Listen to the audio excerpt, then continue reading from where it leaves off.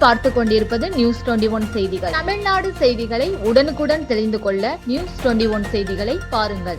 சின்னாளப்பட்டியில் பூட்டியிருக்கும் வீடுகளை நோட்டமிடும் பெண்களால் பொதுமக்கள் அச்சம்.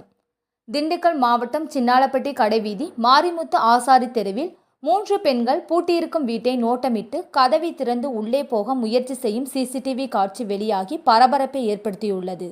ஒரு வீட்டில் கதவை திறந்து உள்ளே செல்ல முயற்சித்ததை பார்த்த முதியவர் ஒருவர் கையில் கட்டையுடன் அந்த 3 பெண்களையும் விரட்டிய வீடியோ சமூக வலைதளங்களில் பரவி வருகிறது. இதுகுறித்து சின்னாளப்பட்டி காவல்துறையினர் உடனடியாக நடவடிக்கை எடுக்க வேண்டும் என்று இப்பகுதி மக்கள் கோரிக்கையாக உள்ளது. நியூஸ் 21 செய்திகளுக்காக BS பக்ருதீன்.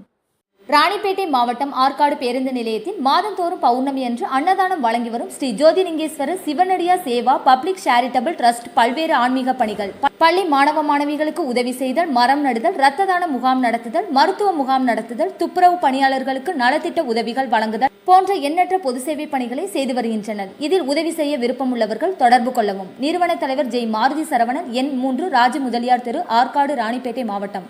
மேலும் விவரங்களுக்கு 9040405952 809818187924 என்ற எண்ணை தொடர்பு கொள்ளவும்.